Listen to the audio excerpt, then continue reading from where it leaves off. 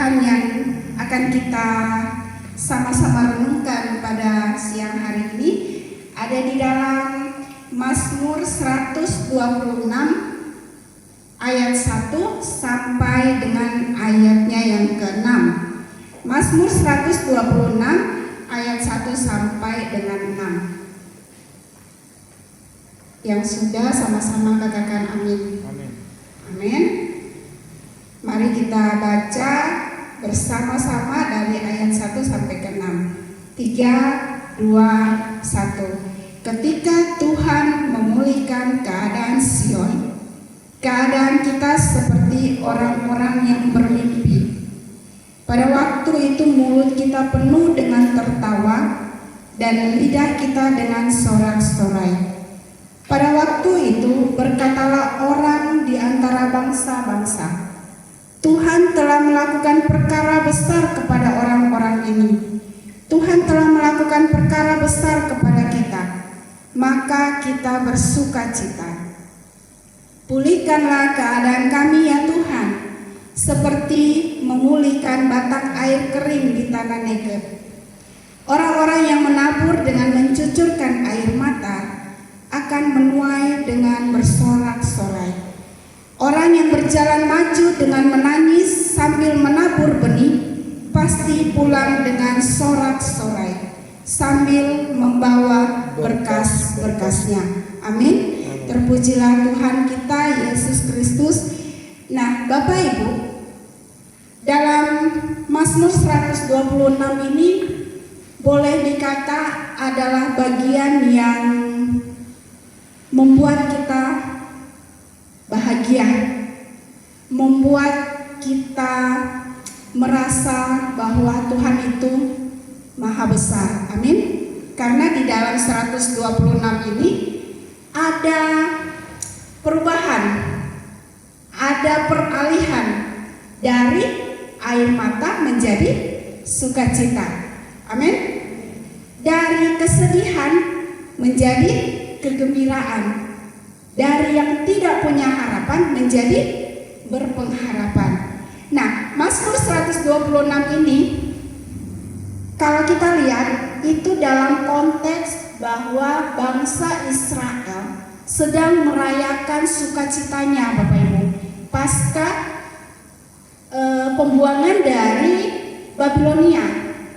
Kita sama-sama tahu bahwa bangsa Israel waktu itu ditahan dan dibuang saat mereka bergeser dari kepercayaan mereka kepada Tuhan. Kebebalan mereka membuat mereka dibuang di Babilonia. Sehingga pada saat masa Raja Kairos ya, Nebukadnezar, mereka diizinkan untuk keluar, pulang ke Yerusalem untuk membangun kembali bait suci yang telah roboh itu, Bapak Ibu. Nah, kalau kita lihat pada saat mereka mengalami pemulihan, benar nggak?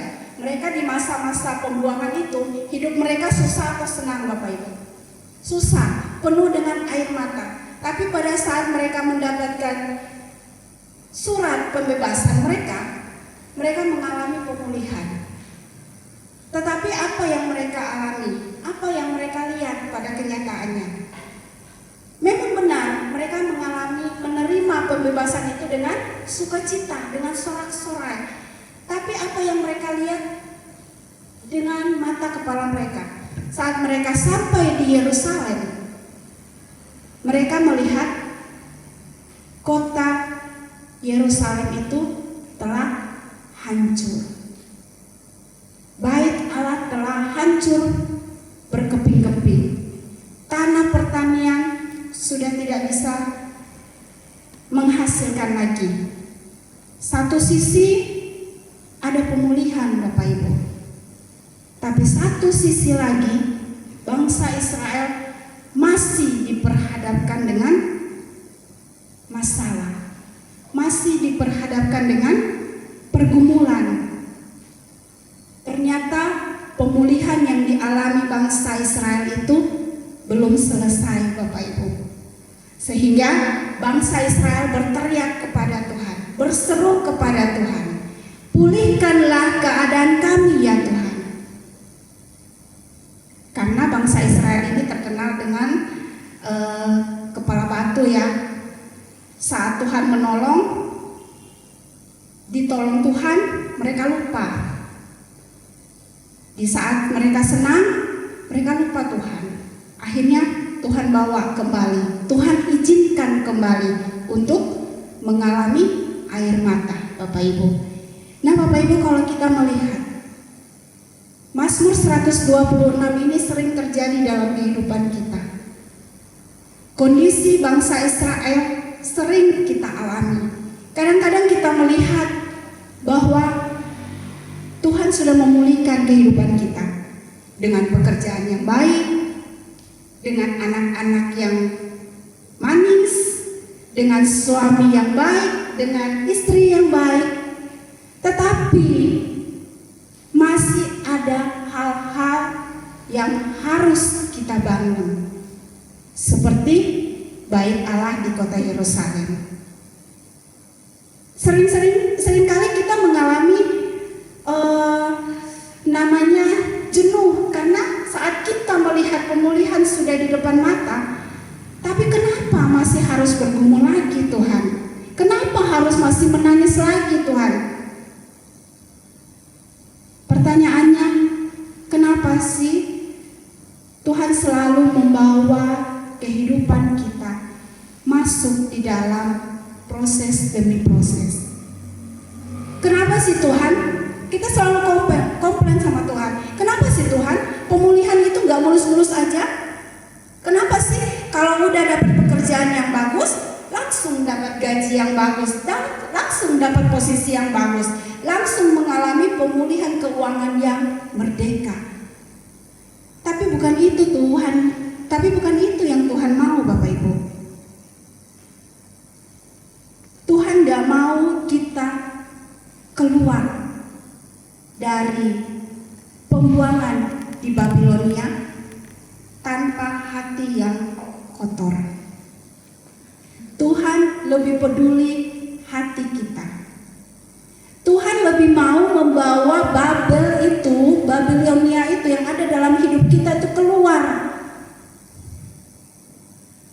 Karena Babilonia itu, Babel itu dalam kehidupan kita itu adalah berhala-berhala. Babel dalam kehidupan kita itu adalah kekerasan hati kita. Hati kita kotor, hati kita nggak murni, sehingga Tuhan lebih peduli mengeluarkan dulu Babel itu dalam kehidupan kita. Tuhan gampang aja mengeluarkan kita dari persoalan, gampang seperti membalikan telapak tangan. Tapi karakter kita nggak berubah, tapi hati kita nggak murni untuk Tuhan. Yang Tuhan rindukan perubahan di dalam hatimu dulu. Amin. Karena hati adalah sumber. Hati yang gembira adalah obat. Dari hati ini terpancar semua kebaikan kita. Amin. Setuju? Hati yang kotor, hati yang penuh iri hati yang penuh dengan kebencian, hati yang penuh dengan dendam, kita akan mengalami hal-hal yang masih akan mencucurkan air mata. Amin. Bapak Ibu, kalau kita melihat Tuhan membawa bangsa Israel keluar bebas dari perbudakan, dari pembuangan, itu supaya bangsa Israel boleh merenungkan bahwa kasih Tuhan itu tidak berkesudahan. Sama dalam kehidupan kita. Kadang-kadang kita mau instan. Kadang-kadang kita mau Tuhan itu cepat menjawab setiap doa-doa kita. Sangat mudah Bapak Ibu. Saat kita bergumul, Tuhan, anak saya belum dapat pekerjaan. Sangat mudah Tuhan mengklik untuk anak kita mendapatkan pekerjaan. Tuhan, suami saya belum berubah, masih selalu marah, masih selalu emosi. Sangat mudah Tuhan mengubah hati suami, hati istri untuk menjadi lebih baik. Tapi yang Tuhan rindukan, kita sepakat dengan Tuhan untuk menyerahkan hati kita untuk diperbaharui. Amin. Nah, dalam Mazmur 126 ini ada 3 poin yang harus kita belajar.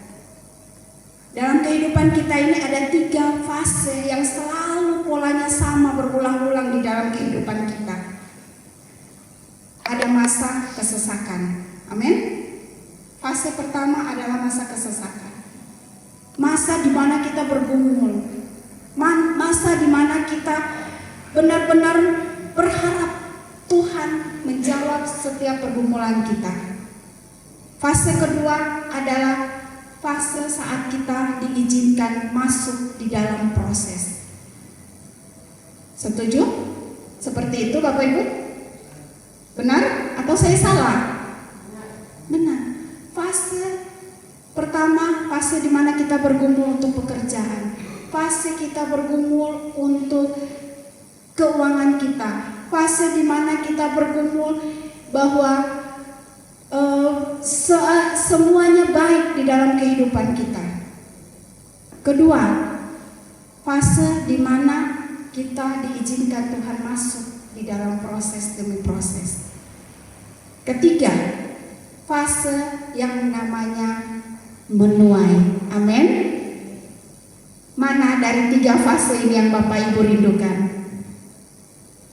Pasti fase ketiga, benar? Menuai. Tapi kalau menuai gak akan mungkin kalau kita nggak menabur. Mari kita belajar Bapak Ibu. Dalam Mazmur 126, fase pertama adalah fase kesesakan, di mana kemurnian hati lahir dari kesadaran kita akan dosa. Seringkali kita lupa, kita nggak kenal dosa itu yang membawa kita masuk di dalam pergumulan. Kita selalu menyalahkan Tuhan. Tuhan, kenapa ya keuangan saya hancur lagi? Tuhan, kenapa ya saya dikeluarkan lagi dari pekerjaan? Tuhan, kenapa ya saya selalu berselisih lagi dengan saudara saya, dengan teman-teman saya? Tuhan, kenapa saya selalu mendapatkan hal-hal yang buruk? Kita lupa bahwa semuanya itu lahir karena hati kita yang tidak murni. Fase pertama, fase di mana kita mengalami kesesakan. Kesesakan saat kita mengalami titik yang paling rendah, kita baru menyadari hati kita benar apa salah. Fase di mana kita hancur, baru kita menyadari hati saya nggak murni. Fase di mana semua jalan tertutup, baru kita menyadari, iya benar, ada yang salah dalam kehidupan kita. Mari kita baca sama-sama ayat 1 sampai dengan ayat yang ketiga. 3, 2, 1. Ketika Tuhan memulihkan keadaan Sion, keadaan kita seperti orang-orang yang bermimpi. Pada waktu itu mulut kita penuh dengan tertawa dan lidah kita dengan bersorak-sorai. Pada waktu itu berkatalah orang di antara bangsa-bangsa, Tuhan telah melakukan perkara besar kepada orang-orang ini. Tuhan telah melakukan perkara besar kepada kita, maka kita bersuka cita. Siapa yang gak mau mengalami pemulihan Bapak Ibu? Ayat 1 sampai 3 mengatakan, saat kita mengalami pemulihan ada sorak-sorai. Saat kita mengalami pemulihan ada tawa yang lebar di wajah kita. Benar? Atau ada yang mengalami pemulihan bersungut-sungut? Gak ada ya, saya rasa. Setiap kita yang mengalami pemulihan seperti yang dikatakan Mazmur 126 ini, kita mengalami sorak-sorai. Kita mengalami sukacita yang besar Bapak Ibu. Tapi pemulihan itu tidak terjadi begitu saja. Pemulihan itu terjadi saat kita sepakat dengan Tuhan, menaruh hati kita untuk dibersihkan. Amin. Saat kita sombong, kita nggak pernah kenal dosa kita. Saat kita angkuh, saat kita nggak butuh Tuhan, kita nggak bisa lihat apa yang menjadi dosa di dalam hidup kita. Makanya kita butuh Tuhan. Makanya bangsa Israel berteriak berseru kepada Tuhan, Tuhan pulihkanlah keadaan kami. Tanpa Tuhan, kita nggak bisa mengalami pemulihan. Kadang-kadang kita sombong Bapak Ibu. Kita merasa bahwa tubuh kita ini adalah milik kita. Kita memakai dengan seenak-enaknya. Kadang-kadang kita sombong, harta yang kita punya itu kita pikir hasil usaha kita. Tapi ada titik di mana Tuhan mengizinkan semuanya itu hancur seperti bait Allah di Yerusalem. Hancur berkeping-keping. Baru kita menyadari kita butuh Tuhan. Amin. Tanpa Tuhan, pemulihan itu tidak akan terjadi. Fase kedua adalah proses di mana Tuhan izinkan kita masuk untuk menabur, Bapak Ibu. Menabur itu adalah proses untuk kita menjaga hati kita. Mari kita baca ayat 4 dan 5. Pulihkanlah keadaan kami ya Tuhan, seperti memulihkan batang air kering di tanah Negev. Orang-orang yang menabur dengan mencucurkan air mata akan menuai dengan bersorak-sorai. Orang-orang yang berjalan maju dengan menangis sambil menabur benih pasti pulang dengan sorak-sorai sambil membawa berkas-berkasnya. Bapak Ibu, fase kedua adalah proses di mana kita diizinkan untuk menabur. Mau kita menabur Bapak Ibu? Dulu petani di Timur Tengah yang namanya benih itu bukan hanya berupa biji-bijian Bapak Ibu. Petani di Timur Tengah menganggap benih itu adalah sisa untuk menyambung hidup mereka. Jadi pada saat masuk musim menabur, mereka ada dilema. Ini mau menabur, saat kita menabur habis, kita nggak akan ada lagi untuk besok. Atau kita mau makan aja, gak usah menabur, kita mau makan aja sisa itu untuk perut kita, untuk kepentingan kita. Sering kita seperti itu Bapak Ibu. Kita gak memperhatikan pekerjaan Tuhan, kita gak memperhatikan pelayanan Tuhan yang diberikan kepada kita.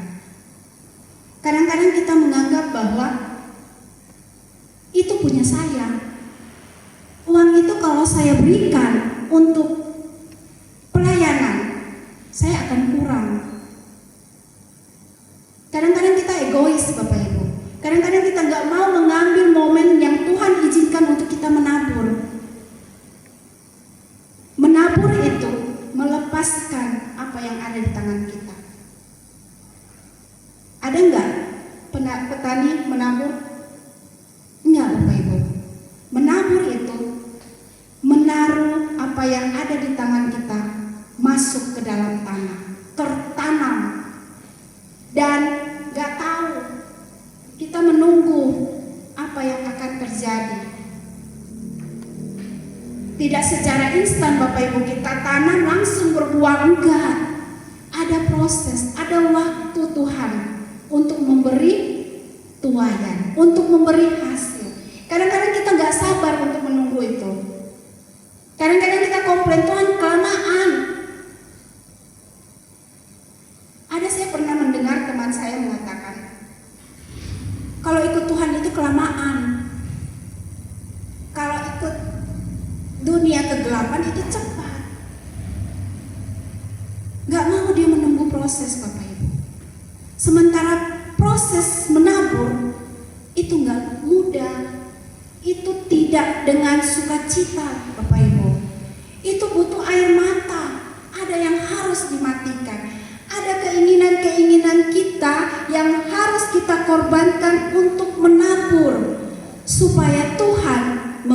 memberikan buah itu. Hidup kita saat ini adalah buah dari apa yang kita tabur kemarin. 2 tahun kemarin kita menabur apa, Bapak Ibu? 1 tahun kemarin kita menabur apa, Bapak Ibu? Inilah hasilnya. Kalau Ibu WL sampai hari ini menabur pelayanannya, menabur suaranya untuk membawa kita masuk dalam hadirat Tuhan, pasti ada yang dia tabur kemarin. Benar nggak, Bu? Bergembira nggak pada saat ada yang ditabur? Nangis nggak? Nangis, Bapak Ibu. Menabur mematikan daging. Kadang-kadang kita mikir mendingan untuk kehidupan kita lebih enak, gak pusing. Kadang-kadang kita lebih memilih hidup sendiri, gak mau bergabung dalam komunitas Kristen. Enak tanpa gesekan. Tapi apa yang kita tabur, Bapak Ibu? Justru di dalam komunitas adalah ladang untuk kita menabur, benar? Seberapa yang setuju? Di dalam komunitas Kristen, di dalam komunitas pelayanan, banyak hal yang bisa kita tabur. Telinga kita tabur. Untuk apa, Bapak Ibu? Untuk mendengar keluh kesah orang. Amin. Keuangan kita tabur untuk apa, Bapak Ibu? Untuk menolong sesama kita. Hati kita tabur. Untuk apa? Untuk memberi belas kasihan kepada mereka yang membutuhkan. Siap untuk menabur? Siap untuk menabur? Amin. Fase ketiga. Ini yang kita tunggu-tunggu, Bapak Ibu. Mari kita baca ayat yang ke-6. Orang yang berjalan maju dengan menangis sambil menabur benih pasti pulang dengan sorak-sorai sambil membawa berkas-berkasnya. Bapak Ibu, menuai adalah hal yang paling kita nanti-nantikan. Kita lihat kata kuncinya. Pasti. Ada kalimat pasti di situ, Bapak Ibu.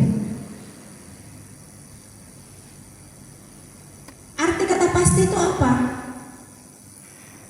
Gak omong kosong.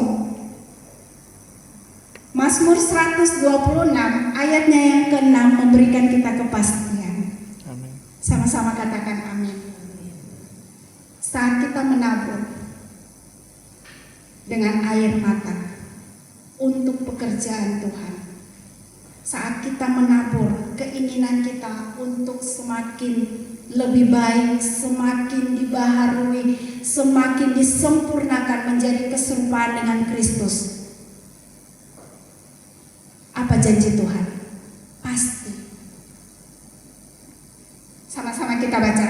Yang keras ya, Bapak Ibu. 3, 2, 1. Orang yang berjalan maju dengan menangis sambil menabur benih pasti pulang dengan sorak-sorai sambil membawa berkas-berkas.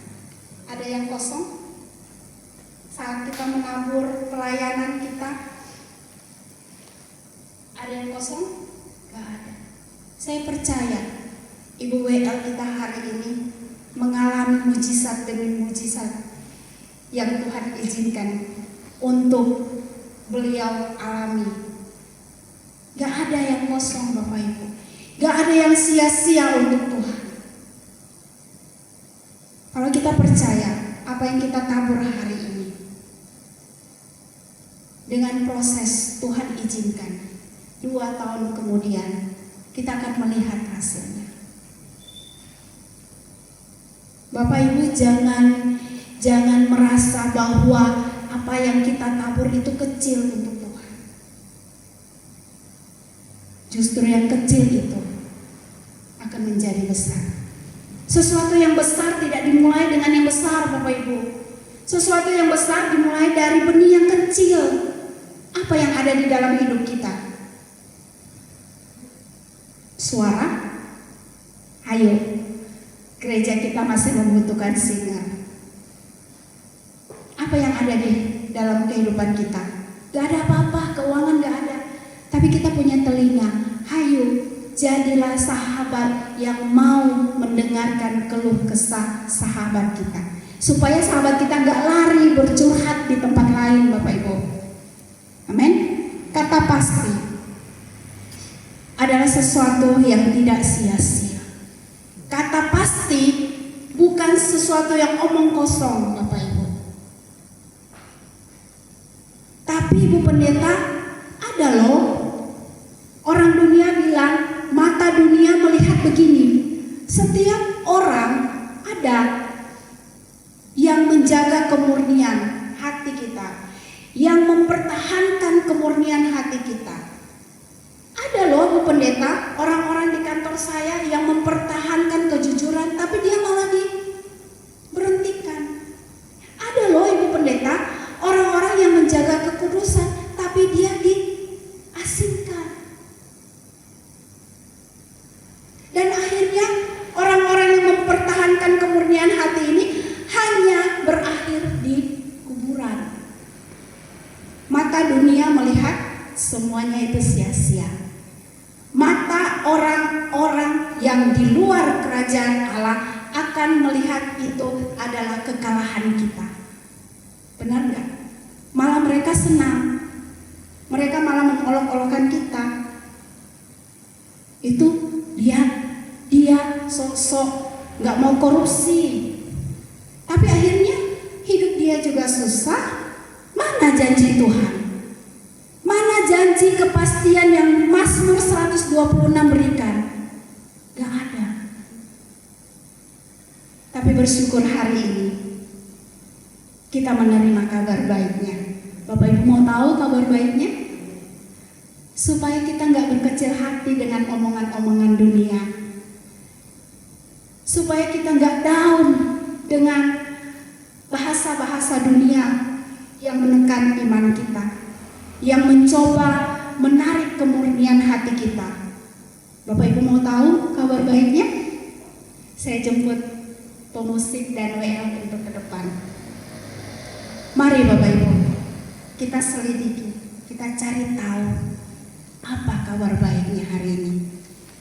Kabar baiknya bahwa kepastian itu, kepastian yang di dalam 126 ayat 6 yang Tuhan janjikan, kita akan membawa berkas-berkas. Kita akan maju terus tanpa mundur, tanpa stuck. Dengan sorak-sorai, dengan kemenangan, kita akan membawa hasilnya, kita akan membawa berkas-berkasnya. Kabar baiknya adalah kepastian itu ada di atas kayu salib. Kepastian itu ada di bukit Golgota, Bapak Ibu. Saat Yesus digantung antara langit dan bumi, saat puncak penderitaannya, dia mati bukan sebagai korban yang kalah. Amin. Kepastian itu ada di atas kayu salib. Di dalam Yesus ada kepastian. Dia mati bukan sebagai korban yang kalah.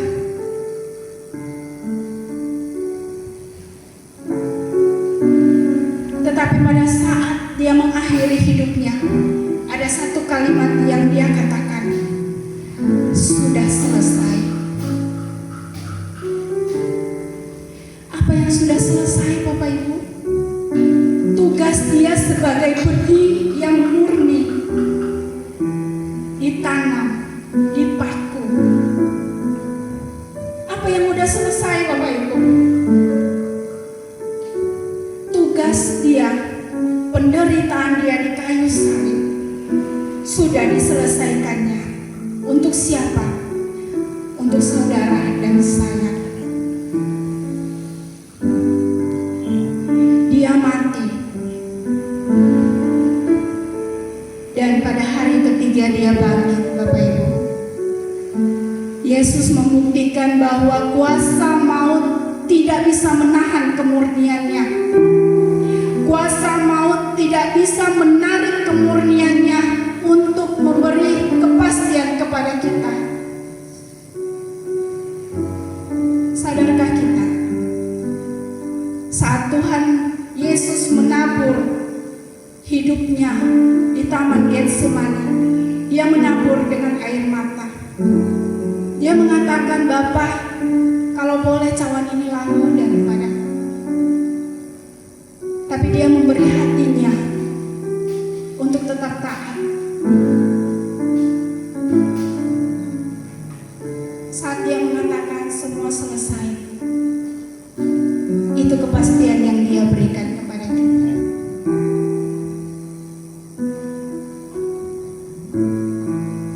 Bapak Ibu, saat Tuhan mengatakan sudah selesai,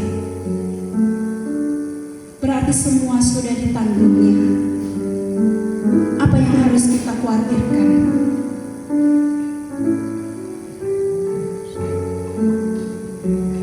Apa yang menjadi ketakutan kita saat kita berjalan maju?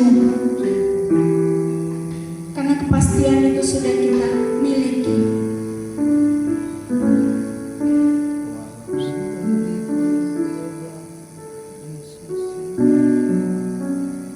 Saat dia bilang sudah selesai, dia pulang ke rumah bapaknya. Dia menjadi seorang pemenang. Dan kerinduan Yesus, kita pun akan menjadi pemenang. Dia pulang ke rumah Bapa dengan sorak-sorai seperti kata Mazmur 126. Dia pulang ke rumah Bapa mengatakan sudah selesai, bukan dengan tangan kosong, Bapak Ibu. Dia membawa berkas-berkas. Siapa berkas-berkas itu? Bapak Ibu dan saya.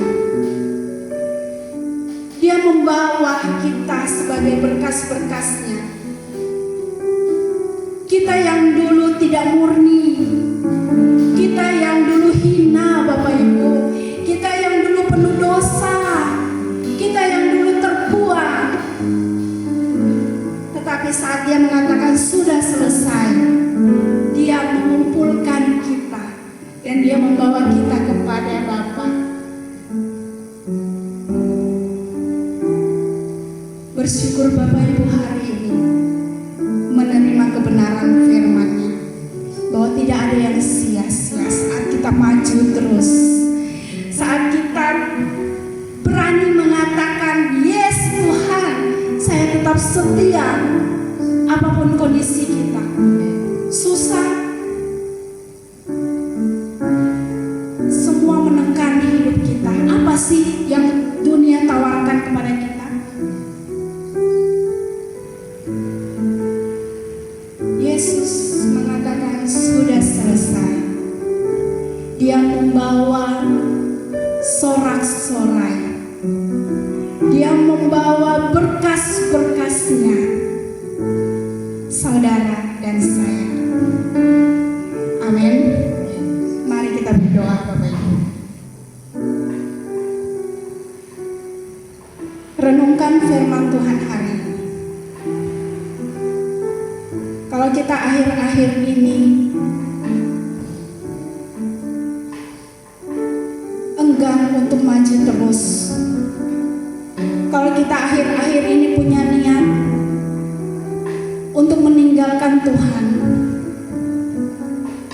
jangan pernah lakukan saat engkau menerima kebenaran firman Tuhan hari ini. Ayat 6 mengatakan maju terus, karena saat engkau menabur, Tuhan yang memberi pertumbuhan itu. Amin. Kita berdoa, kita berikan hati kita. Tuhan, engkau melihat setiap anak-anak-Mu yang hadir saat ini. Mungkin ada di antara kami yang sedang berjalan sambil menangis. Apapun itu Tuhan yang menjadi pergumulan kami, apapun itu yang menjadi kendala di dalam kehidupan kami untuk maju di dalam Tuhan, biarlah kami hanya menangis di hadapan-Mu. kita sedang berjuang menjaga integritas kita di tengah pekerjaan kita. 1000 boleh rebah, 10.000 boleh rebah, semua orang boleh dipecat, tapi saat kita menjaga integritas kita, Tuhan yang akan membela kita. Mungkin di sekeliling kita adalah orang-orang yang cemara, tapi saat kita berjuang mempertahankan kemurnian hati kita, percaya kita sedang menabur dengan air mata, dan kepastian itu adalah milik kita. Kesetiaan dan kekudusan sangat sulit untuk dipertahankan di tengah-tengah dunia yang sedang kotor ini. Untuk itu Tuhan, kuatkan hati kami, dan kami tidak mampu untuk memulihkan keadaan kami. Ajar kami untuk berseru, Tuhan pulihkan keadaan kami, Tuhan pulihkan keadaan kami, dan Roh Kudus membantu kita untuk masuk di dalam setiap proses. Genggam tangan kami Tuhan, dan kami percaya kami akan pulang dengan sorak-sorai. Kami akan pulang membawa berkas-berkas yang Tuhan izinkan kita bawa. Terima kasih. Hamba-Mu selesai berbicara. Biarlah benih firman ini tertanam di dalam kehidupan kami. Karena benih ini menjaga firman Tuhan di dalam hati kami adalah cara kita untuk memurnikan hati kita hari lepas hari. Di dalam nama Tuhan Yesus yang bersorak-sorai hari ini, sama-sama katakan amin. Amin.